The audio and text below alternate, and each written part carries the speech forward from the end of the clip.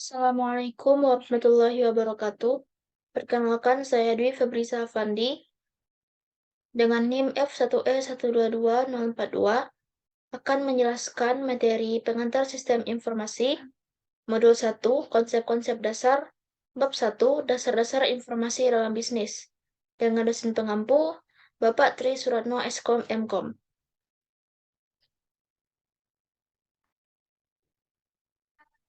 Bagian pertama, dunia nyata sistem informasi. Dunia nyata sistem informasi. Pengertian sistem informasi.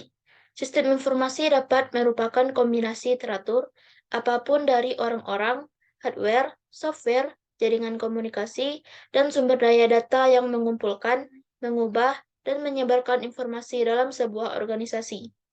Sistem informasi berbasis komputer dan penggunaan dalam teknologi informasi ialah yang pertama terdapat teknologi hardware komputer, yang kedua teknologi software komputer, yang ketiga teknologi jaringan telekomunikasi, dan yang terakhir teknologi manajemen sumber daya data. 5. Kerangka kerja sistem informasi berbasis komputer dan penggunaan dalam teknologi informasi adalah yang pertama terdapat konsep dasar, yang kedua terdapat teknologi informasi, yang ketiga terdapat teknologi manajemen, yang keempat terdapat proses pengembangan, yang terakhir adalah aplikasi bisnis. Peran dasar sistem informasi dalam bisnis. Yang pertama adalah mendukung proses dalam operasi bisnis. Yang kedua ialah mendukung pengambilan keputusan para pegawai dan manajernya. Dan yang terakhir ialah mendukung berbagi strategi untuk keunggulan kompetitif. Peran e-bisnis dalam bisnis. Yang pertama adalah merekayasa ulang proses bisnis internal. Yang kedua adalah mengimplementasikan sistem e-commerce dengan pelanggan dan pemasok mereka. Yang ketiga ialah meningkatkan kerjasama perusahaan antar anggota tim bisnis dan kelompok kerja. Tren dalam sistem informasi. Tren bisa juga kita sebut dengan perkembangan dari tahun ke tahun sistem informasi. Yang pertama adalah era tahun 1950 sampai 1960, yaitu pemrosesan data sistem elektronik data processing, atau disingkat dengan EDP. Yang kedua adalah era tahun 1960 sampai 1970, yaitu pelaporan manajemen sistem informasi manajemen, atau SIM. Yang ketiga adalah era tahun 1970 sampai dengan 1980, yaitu Decision Support System, yaitu DCS. Yang keempat adalah era tahun 1980 sampai dengan 1990, yaitu dukungan strategis dan pemakai akhir. Di sini terdapat 3 pembagian. Yang pertama adalah sistem end user computing, eksekutif informasi sistem atau EIS, expert system IS, dan strategi informasi sistem. Yang terakhir adalah era tahun 1920 sampai 2000, yaitu e-bisnis dan e-commerce. Jenis-jenis sistem informasi. Yang pertama adalah sistem pendukung operasi, yang terbagi menjadi 3 bagian. Yang pertama adalah Transaction Processing System, disingkat TPS. Yang kedua adalah Knowledge Work System, disingkat dengan KWS. Yang ketiga adalah Office Automation System, disingkat dengan OAS. Yang kedua adalah sistem pendukung manajemen. Yang pertama adalah Manajemen Informasi Sistem. Yang kedua adalah Decision Support System, disingkat dengan DSS. Dan yang ketiga adalah Executive Support System, disingkat dengan ISS. Yang ketiga adalah kategori lainnya, yang terbagi menjadi 4. Yang pertama adalah sistem pakar. Yang kedua adalah sistem manajemen pengetahuan. Yang ketiga adalah sistem informasi strategis. Dan yang terakhir adalah sistem bisnis fungsional. Pengembangan manajerial teknologi informasi. Secara umum terdapat 3, yaitu kebutuhan atas kecepatan dan fleksibilitas pengembangan siklus produk, proses manufaktur, dan siklus pengiriman. Yang kedua, terdapat perekayasaan ulang dan integrasi lintas fungsi proses bisnis dengan menggunakan teknologi internet. Dan yang ketiga adalah integrasi e-bisnis dan e-commerce ke dalam strategi, proses, struktur, dan budaya organisasi. Akan dijelaskan lagi, yang pertama adalah keberhasilan dan kegagalan dengan IT. Tantangan yang pertama adalah keberhasilan IT dapat diukur melalui efisien dan efektivitas teknologi sistem informasi dalam mendukung strategi bisnis organisasi, memungkinkan proses bisnisnya meningkatkan struktur organisasi dan budaya serta meningkatkan nilai pelanggan dan bisnis perusahaan. Dua adalah mengembangkan solusi sistem informasi. Mengembangkan solusi untuk mengatasi masalah dapat diimplementasikan dan dikelola sebagai beberapa proses bertahap atau beberapa siklus. Di dalam proses pengembangan, para pemakai akhir dan spesialisasi informasi mendesain aplikasi sistem informasi berdasarkan pada analisis kebutuhan bisnis suatu organisasi. Yang ketiga adalah tantangan etika dan IT. Potensi bahaya dalam teknologi informasi dapat berupa gangguan atas privasi, informasi yang tidak akurat, dan kolusi. Yang keempat adalah tantangan dalam karir. Terbagi menjadi dua. Yang pertama adalah teknologi informasi dan penggunaannya dalam sistem informasi telah menciptakan peluang berkarir yang menarik, berbayaran tinggi, dan menantang. Yang kedua, peluang mendapatkan pekerjaan dalam bidang sistem informasi sangat bagus dan juga mengandung tantangan karena sering terjadi kekurangan personel sistem informasi yang berkualifikasi dalam berbagai kategori pekerjaan. Dan yang kelima adalah fungsi sistem informasi. Yang pertama ialah area fungsional utama dari bisnis yang penting dalam keberhasilan bisnis. Yang kedua adalah kontributor penting dalam efisiensi profesional, produktivitas dan moral pegawai, serta tatanan dan kepuasan pelanggan. Yang terakhir adalah sumber utama informasi dan dukungan yang dibutuhkan untuk menyebarluaskan pengambilan keputusan yang efektif oleh para manajer dan praktisi bisnis. Yang kedua ialah komponen sistem informasi. Apa itu sistem? Sistem adalah sekelompok komponen-komponen yang saling berhubungan, bekerja bersama untuk mencapai tujuan bersama, dengan menerima input serta menghasilkan output dalam proses transformasi yang teratur. Sistem semacam ini kadang disebut sebagai sistem dinamis, yang memiliki 3 komponen atau fungsi dasar yang berinteraksi. 3 komponen tersebut ialah input, proses, dan output. Umpan balik dan pengendalian. Umpan balik yaitu data mengenai kinerja sistem, dan pengendalian yaitu melibatkan pengawasan umpan balik untuk menetapkan sistem bergerak menuju pencapaian tujuan atau tidak. Yang kedua adalah yang ketiga ialah karakteristik sistem lainnya. Apabila sistem adalah salah satu dari komponen sistem yang lebih besar, maka akan disebut sebagai subsistem dan sistem yang lebih besar tersebut adalah lingkungannya. Beberapa sistem dapat berbagi lingkungan yang sama. Beberapa dari sistem ini dapat dihubungkan satu sama lain dengan menggunakan batasan bersama atau yang disebut interface. Sistem terbuka yaitu sistem yang berinteraksi dengan sistem-sistem lainnya dalam lingkungannya. Yang keempat adalah komponen-komponen sistem informasi. Komponen-komponen bisa juga disebut sebagai sumber daya dari sistem informasi, di mana komponen tersebut adalah manusia, hardware atau perangkat keras, software, perangkat lunak, data, dan jaringan. Sumber daya sistem informasi. Yang pertama ialah sumber daya manusia. Sumber daya manusia disebut juga pemakai akhir, juga disebut sebagai pemakai atau klien, yaitu orang-orang yang menggunakan sistem informasi atau informasi yang dihasilkan sistem tersebut.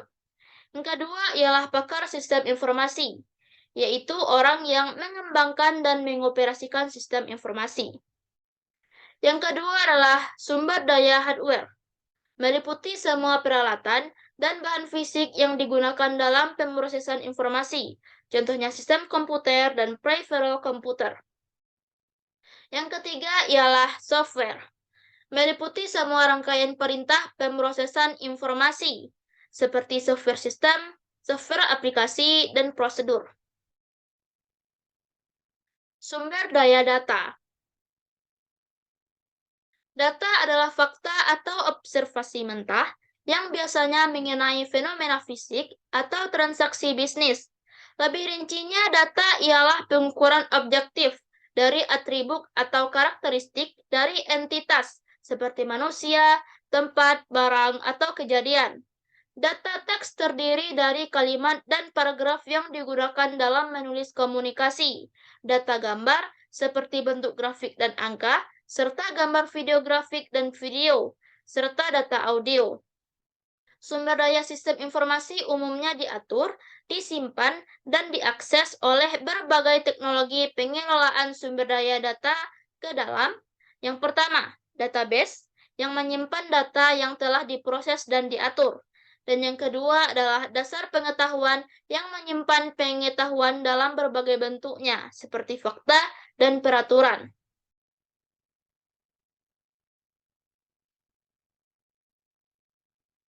Yang kelima ialah jaringan.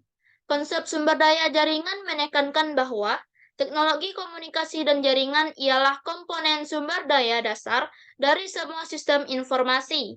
Sumber daya jaringan meliputi media komunikasi dan dukungan jaringan. Yang ketiga adalah aktivitas sistem informasi. Yang pertama adalah input sumber daya data. Input biasanya berbentuk aktivitas entry data seperti pencatatan dan pengeditan.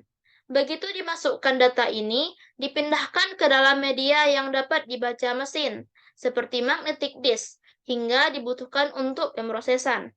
Contohnya ialah memindai secara optikal barang-barang dengan pengenal yang menggunakan kode garis.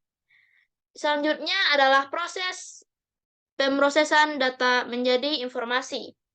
Data tergantung pada pemrosesan seperti penghitungan, perbandingan, pemilihan, pengklasifikasian, dan pengiktisaran. Aktivitas ini mengatur, menganalisis, dan memanipulasi data hingga mengubahnya ke dalam informasi bagi para pemakai akhir. Contohnya ialah menghitung pembayaran karyawan, pajak, dan potongan gaji lainnya.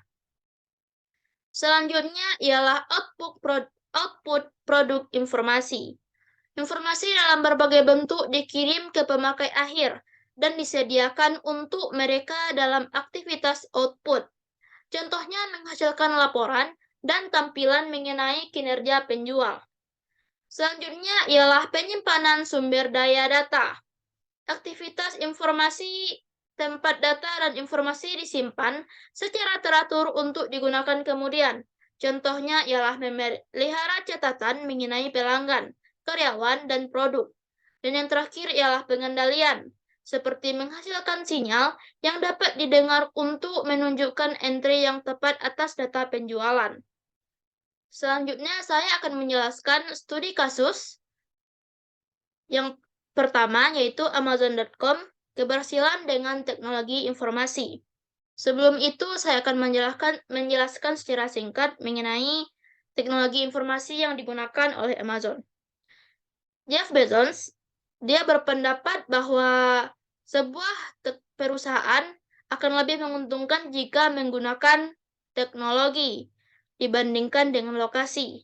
Hal tersebut mulai dia yakinkan ketika dia mengunjungi salah satu dari 6 gudang Amazon, di mana gudang tersebut memiliki jarak yang cukup jauh antara satu sama lain.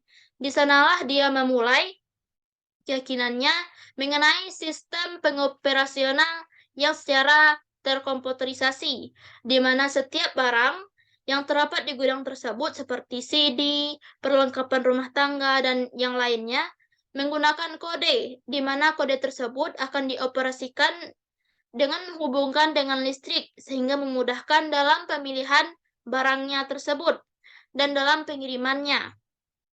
Hal ini menguntungkan bagi Amazon, di mana dalam setahun dapat melakukan perputaran dalam gudang sebanyak 20 kali, di mana biasanya dalam perusahaan peritel lainnya melakukan sebanyak 15 kali dalam setahun. Di samping itu, Amazon.com juga percaya terhadap layanan, yaitu dengan menggunakan data sebagai dasarnya, bukan penilaian. Mereka mengambil keputusan berdasarkan data yang ada, tidak berdasarkan penilaian. Tak hanya itu, Amazon juga mengajak perusahaan peritel lainnya untuk bekerja sama, bukan melawan mereka. Seperti meletakkan produk dari peritel lainnya, baik produk yang lama atau bekas dan produk yang baru, di dalam web yang sama, yaitu Amazon. Sehingga para pelanggan dapat membandingkan harga dari produk satu dan yang lainnya tanpa harus melihat ke web yang lainnya. Hal ini menguntungkan bagi Amazon, di mana Amazon dapat menjadi perusahaan peritel yang sukses di dunia hingga saat ini. Nah, dari penjelasan singkat mengenai studi kasus tersebut, terdapat 3 soal yang akan saya jawab. Yang pertama, dapatkah Amazon.com mencapai keberhasilan bisnis tanpa teknologi informasi? Mengapa dan mengapa tidak?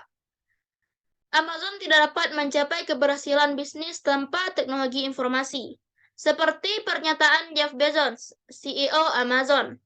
Di dalam dunia fisik, hukum lama berkata lokasi. 3 hal penting bagi kami ialah teknologi. Seperti pernyataan tersebut, memperjelas bahwa Amazon tidak dapat berhasil tanpa teknologi informasi.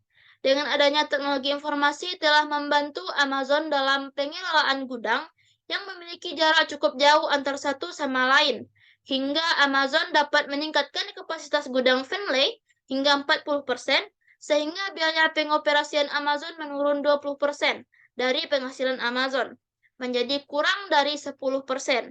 Tanpa teknologi informasi, mungkin Amazon akan kesulitan dalam pengelolaan data dan perlu biaya tambahan untuk pembuatan gedung tambahan. Pertanyaan yang kedua, dapatkah bisnis saat ini berhasil tanpa teknologi informasi? Mengapa dan mengapa tidak? Bisnis mungkin dapat berhasil jika bisnis tersebut dilakukan secara manual dalam lingkup yang kecil dan tidak ada persaingan bisnis yang kompleks. Namun, tidak ada perkembangannya sama sekali, sehingga pada akhirnya bisnis tersebut perlahan-lahan akan bangkrut dikarenakan tidak ada niat untuk berkembang. Namun, jika bisnis tanpa teknologi informasi masih dilakukan saat ini secara manual dengan banyaknya persaingan dalam bisnis yang kompleks, maka dipastikan bisnis tersebut akan bangkrut. Teknologi informasi sangat penting dalam berbisnis untuk berkembang lebih jauh lagi. Yang ketiga, Jeff Bezos berkata, masalah dalam sebagian besar perusahaan ialah mereka membuat keputusan berdasarkan penilaian. Padahal, pembuat keputusan yang berdasarkan data dapat dibuat. Apakah Anda setuju atau tidak dengan hal ini? Jelaskan pendapat Anda. Saya setuju dengan pendapat Jeff Bezos. Dalam membuat keputusan, diperlukan data yang jelas, sesuai fakta yang didapatkan sebagai tolak ukur dalam mengambil sebuah keputusan. Jika mengambil keputusan hanya berdasarkan penilaian, keputusan yang diambil nanti ditakutkan tidak sesuai fakta yang ada dan tidak seakurat dengan keputusan yang diperlukan nantinya. Demikianlah penjelasan dari saya. Saya tutup dengan sebuah quotes dari Mark Zuckerberg, yaitu teknologi informasi memungkinkan bisnis untuk menjadi lebih efisien dan membuat keputusan bisnis yang lebih cerdas. Itulah penjelasan dari saya. Saya tutup dengan wassalamualaikum warahmatullahi wabarakatuh.